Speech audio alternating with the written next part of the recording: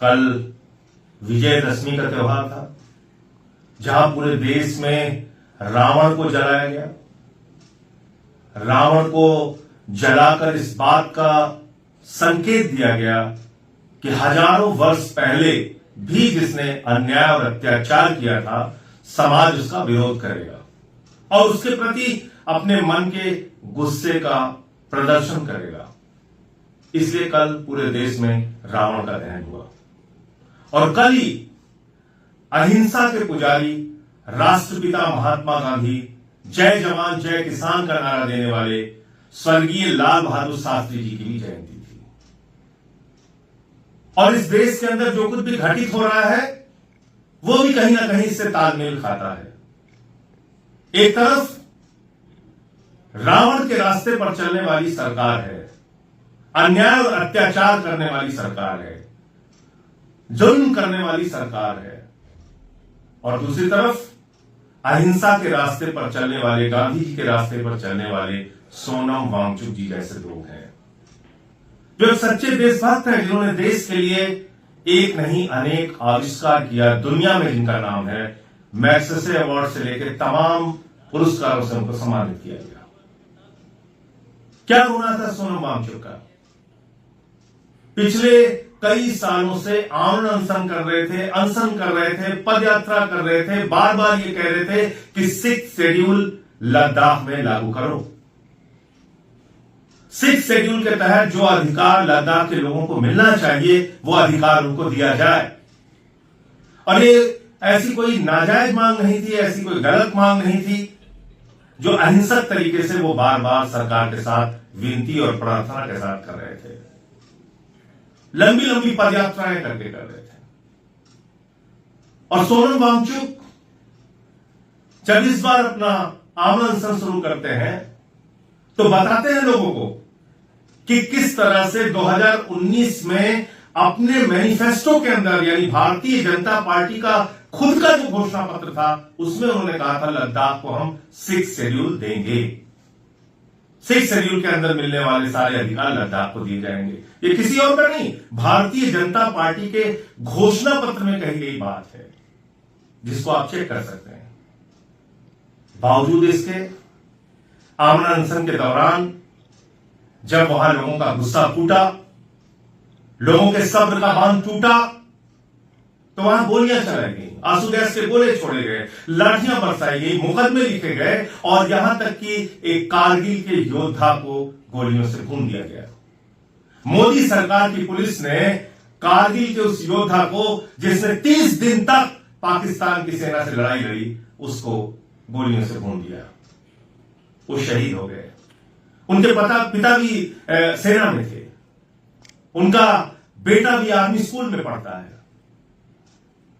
ऐसे लद्दाख के लोगों के अधिकारों को कुचल के आप क्या संदेश देना चाहते हैं मोदी जी? लद्दाख चीन की सीमा से लगा हुआ राज्य है। लद्दाख, कारगिल, लेह का जो इलाका है वो चीन की सीमा से लगा हुआ भारत का क्षेत्र है। और आप वहां के लोगों को खुद अपनी कार्रवाइयों से सरकार के खिलाफ खड़ा कर रहे हैं, अपने खिलाफ खड़ा कर रहे हैं। इसके लिए कौन जिम्मेदार है? सिर्फ और सिर्फ रावण के रास्ते पर चलने वाली मोदी की सरकार, कोई और नहीं। आज सोनम वांगचुक को आपने एनएसए की झूठी धाराओं में जेल में डाल दिया। कई दिन से उनके परिवार वाले भी उनसे संपर्क नहीं कर पा रहे हैं, किस हालत में है लोगों को पता नहीं। लेकिन क्या हम सब लोग इस रावणी कार्रवाई पर चुप रहेंगे? क्या हम सब लोग इस रावण की तरह आज के युग में किए जा रहे अत्याचार और अन्याय पे खामोश रहेंगे? यह हमको तय करना है, यह हमको सोचना होगा कि और कितना अन्याय आप बर्दाश्त करेंगे। किसान आंदोलन करता है तो खालिस्तानी कह दिया जाता है।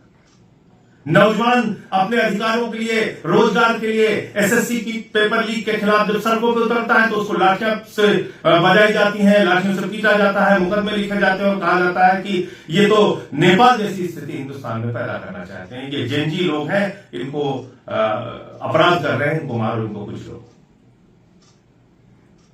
कहीं भी अगर कोई अपनी जायज मांगों के लिए सड़कों पर उतरे तो उसे लाठियों से पीटो और मुकदमे लगा के जेल में डाल दो। ये मोदी सरकार का चलन हो गया है। हमने देखा कि किस तरह से महराज मलिक को पकड़ के पीएसए की धारा में जेल में डाल दिया। तो आज हम सबको ये सोचना पड़ेगा कि क्या गांधीवादी रास्ते पर चलना गुनाह है? झूठे झूठे आरोप सोनम वांगचुक पे लगा रही है सरकार। उनके जो ट्रोल आर्मी जिसको कहा जाता है, झूठ फैलाने वालों की फौज जो है भारतीय जनता पार्टी की, जो ये कह रही है कि सोनम वांगचुक भी देशद्रोही है और झूठे बेबुनियाद आरोप उस सोनम वांगचुक के ऊपर लगाया जा रहा है जिसने इस देश को बहुत कुछ दिया। एक ऐसा सेना के लिए सोलर टेंट बनाया जिसमें अगर बाहर 15 से 20 माइनस डिग्री टेम्परेचर होता है तो सेना के लोगों को उस टेंट के अंदर प्लस 15 डिग्री टेम्परेचर में रहने का आरामदायक इंतजाम होगा। ऐसा टेंट किसी और ने नहीं, खुद सोनम वांगचुक के आविष्कार से बना। सोनम वांगचुक एक बहुत बड़ा स्कूल चलाते हैं जिसमें वो बच्चे पढ़ते हैं जो फेल हो जाते हैं, असफल हो जाते हैं। उनके जिंदगी को बेहतर बनाने के लिए वो लंबे समय से एक स्कूल चलाते हैं। सोनम वांगचुक गांधीवादी और अहिंसावादी तरीके में यकीन रखते हैं, इसीलिए जब हिंसा हुई तो उन्होंने कहा कि मैं अपना आमरण अनशन तोड़ रहा हूं। एक उनका वीडियो दिखाया जा रहा है जिसमें कहा जा रहा है कि वो तो कह रहे थे कि अब जब चीन की सेना आएगी तो हम उसको लद्दाख में घुसने देंगे। कितने झूठे लोग हैं ये, कितनी बेबुनियाद बातें करते हैं ये, तथ्यों से दूर, झूठ फैलाने में मास्टरी। इसीलिए भारतीय जनता पार्टी का नाम मैं बार बार कहता हूं, ये भारतीय झूठा पार्टी है, भारतीय झगड़ा पार्टी है। देश में झूठ और झगड़े की बुनियाद पर अपनी बात को कहना चाहती है। वो किसी बात का जिक्र कर रहे हैं और कह रहे हैं कि एक लद्दाख के कॉमेडियन ने ऐसी बात बोली जिसके कारण उसके ऊपर कार्रवाई हुई। आगे पीछे की बात को काट के ये उसमें दिखाया जा रहा है कि सोनम वांगचुक ये कह रहे हैं। अरे सोनम वांगचुक तो वो व्यक्ति है जिन्होंने बाइकॉट चीन के अभियान में भारत का साथ दिया। बाइकॉट चीन के अभियान में भारतीय जनता पार्टी और मोदी सरकार के आह्वान का साथ दिया। तो आप ऐसे व्यक्ति को कहते हैं कि वो चीन के समर्थक हैं। पाकिस्तान में वो पर्यावरण के एक कार्यक्रम में गए थे जो यूएन के द्वारा आयोजित था। उस कार्यक्रम में आप जाने पर उनको देशद्रोही कह रहे हैं, जबकि आप खुद नवाज शरीफ को गले लगाते हैं, आप शी जिनपिंग को झूला झुलाते हैं, तब भी मोदी जी देशभक्त हैं, राष्ट्रभक्त हैं। वो प्रमाण पत्र बांटेंगे कि आप देशद्रोही हो कि देशभक्त हो। आज वक्त है हम सबको आवाज उठाने का, हम सबको बोलने का। अगर हम सोनम वांगचुक जैसे लोगों के लिए आवाज नहीं उठाएंगे, एक दिन का अनशन कर सकते हैं, कीजिए। धरना दे सकते हैं तो दीजिए। कोई वीडियो बना सकते हैं तो वीडियो बनाइए। सोशल मीडिया पे कुछ उनके पक्ष में लिख सकते हैं तो लिखिए। कुछ कीजिए ऐसे गांधीवादी व्यक्ति के लिए कि कल जैसे मैंने आपको कहा राष्ट्रपिता महात्मा गांधी की जयंती थी और रावण को पूरे देश में जलाया गया, विजयदशमी भी थी। अत्याचार और अन्याय के प्रतीक इस रावणी सरकार के खिलाफ गांधीवादी तरीके से, अहिंसावादी तरीके से आप सोनम वांगचुक के लिए आवाज उठाइए। उनका परिवार सुप्रीम कोर्ट में गुहार लगा रहा है। उनका परिवार सुप्रीम कोर्ट गया है कि देश के लोकतंत्र को बचाने के लिए और अहिंसा के रास्ते में लोगों का यकीन और भरोसा रहे, इस बात के लिए सोनम वांगचुक को रिहा किया जाना जरूरी है।